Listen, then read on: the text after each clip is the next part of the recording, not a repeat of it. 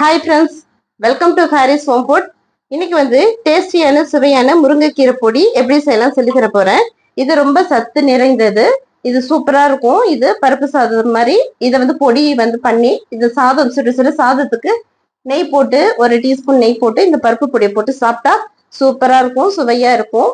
இது இட்லிக்கு, தோசைக்கு, ஊத்தாப்பம் எல்லாத்துக்குமே இது பொடி தூவி சாப்பிடலாம். காலையில டிஃபனுக்கும் சாப்பிடலாம், மதியானம் லஞ்சுக்கும் இதை பொடி பண்ணி சாப்பிடலாம். நம்ம டெய்லி இந்த முருங்கைக்கீரை எடுத்துக்க முடியாது. அதனால இந்த பொடி பண்ணி வச்சுக்கிட்டா டெய்லி நம்ம இது சாதத்துல போட்டு சாப்பிட்டுக்கலாம். இந்த சத்து நிறைந்த பொடி எப்படி செய்யலாம்னு வாங்க வீடியோக்குள்ள போய் பார்க்கலாம். வீடியோக்குள்ள போய் பார்க்கறதுக்கு முன்னாடி நம்மளுடைய சேனலை சப்ஸ்கிரைப் பண்ணாதவங்க சப்ஸ்கிரைப் பண்ணிக்கோங்க. தேங்க்யூ.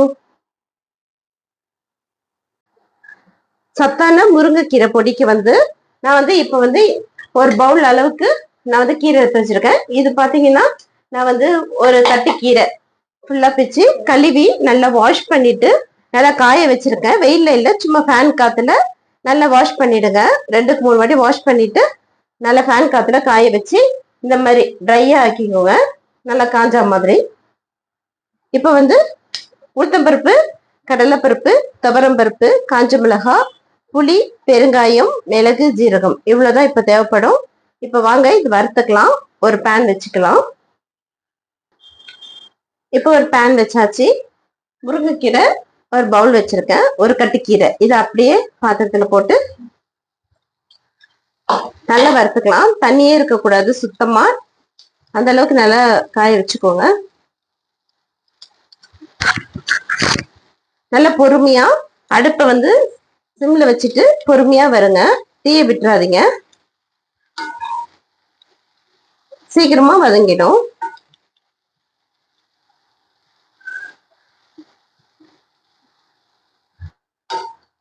பாருங்க, ஒரு கட்டு போட்டோம். பாருங்க எந்த அளவுக்கு கொஞ்சோண்டு ஆயிடுச்சு. இன்னும் கொஞ்சம் நல்லா வதங்கணும். கொஞ்சம் கீரை மொறுமொறுப்பாகணும். அது வரைக்கும் இன்னும் கொஞ்சம் வதக்கி விட்டுக்கலாம்.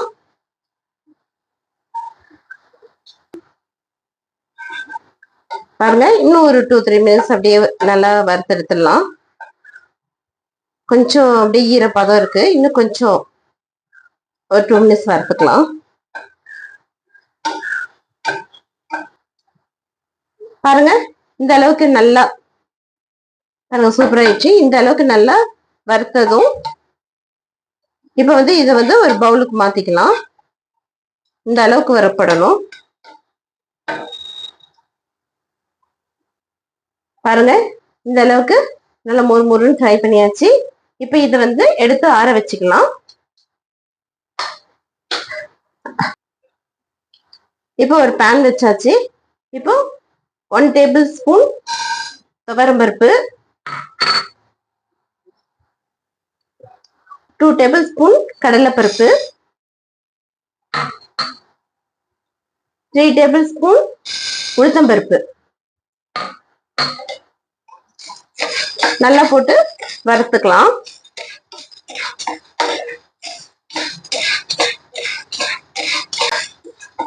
ஒன் டேபிள் ஸ்பூன் துவரம்பருப்பு, 2 டேபிள் ஸ்பூன் கடலைப்பருப்பு, 3 டேபிள் ஸ்பூன் உளுத்தம்பருப்பு 3 போட்டாச்சு. நல்லா வறுத்து எடுத்துக்கலாம். தீய விட்டுறாதீங்க, கொஞ்சம் பொறுமையா நல்லா வறுத்து எடுத்துக்கோங்க.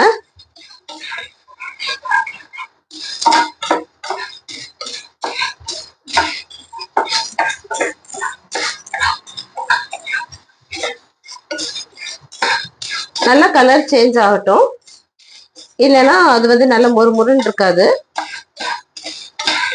நல்லா வறுத்து எடுத்துக்கோங்க.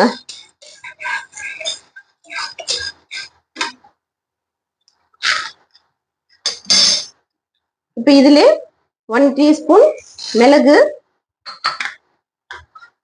1 டீஸ்பூன் ஜீரகம் போட்டு நல்லா வறுத்துக்கலாம்.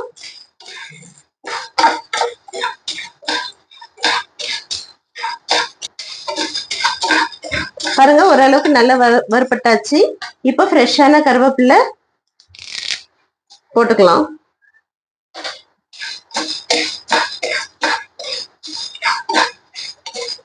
இன்னும் ஒரு 2-3 மினிட்ஸ்ல இது நல்லா வறுத்துடலாம்.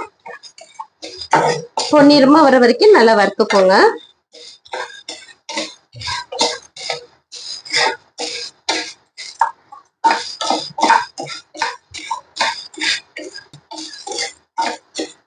பாருங்க நல்லா முறுமுறுன்னு நல்லா வறுத்தாச்சு. இப்ப இதையும் வந்து ஒரு பிளேட்டுக்கு மாத்திக்கலாம். உளுத்தம்பருப்பும் எல்லாம் வறுத்து எடுத்தாச்சு. இப்ப வந்து பெருங்காயம், சின்ன துண்டு 2 பெருங்காயம் கட்டியா போட்டுக்கோங்க. ஒரு 25 காஞ்ச மிளகாய், உங்களுக்கு காரத்துக்கு ஏற்ற மாதிரி நீங்க போட்டுக்கோங்க. காரம் வேணும்னா இன்னும் கூட போட்டுக்கலாம்.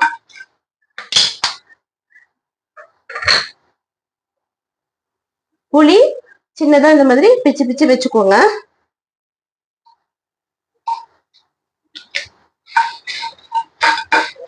எல்லாம் போட்டு நல்லா வறுத்துக்கலாம். எதையுமே தீ விட்டுறாம பொறுமையா பார்த்து பாருங்க.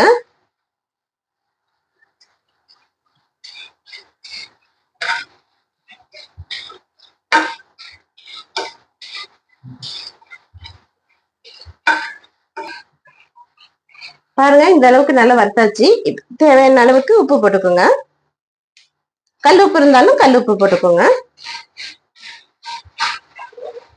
அவ்வளவுதான், ஸ்டவ் ஆஃப் பண்ணிக்கலாம். இதையும் ஒரு பிளேட்டுக்கு மாத்திக்கலாம்.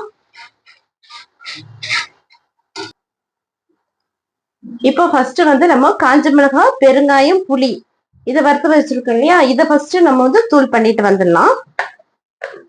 காஞ்ச மிளகாய், பெருங்காயம், புளி. பாருங்க காஞ்ச மிளகாய் தூள் பண்ணியாச்சு. இந்த அளவுக்கு நல்லா கொறுகொறுப்பா தூள் பண்ணிக்கோங்க. இப்ப வந்து பருப்பு, மிளகு, ஜீரகம் போட்டிருக்கீங்க. கடலை பருப்பு, உளுத்தம் பருப்பு, துவரம் பருப்பு, மிளகு, ஜீரகம், கருவேப்பிலை.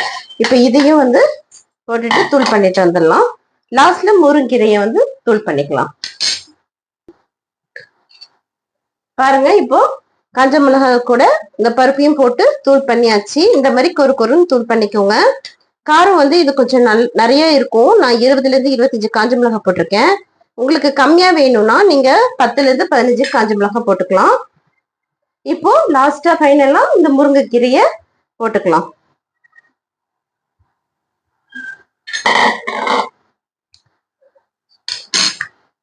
கொரன்னு தூள் பண்ணிட்டு வந்துடலாம். பாருங்க நல்லா தூள் பண்ணிட்டு வந்தாச்சு. நல்ல வாசனையா இருக்கு. இப்ப இதை வந்து ஒரு பவுலுக்கு மாத்திக்கலாம்.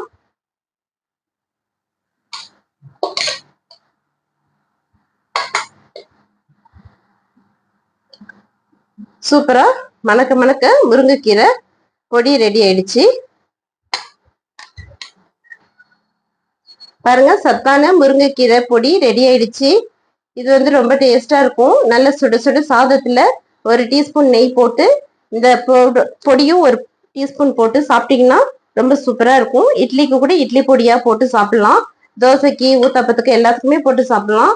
இந்த இரும்பு சத்து நிறைந்த இந்த முருங்கைக்கீரை பொடியை மிஸ் பண்ணாம இதே மாதிரி பவுடர் பண்ணி சாப்பிடுங்க. சூப்பரா இருக்கும்.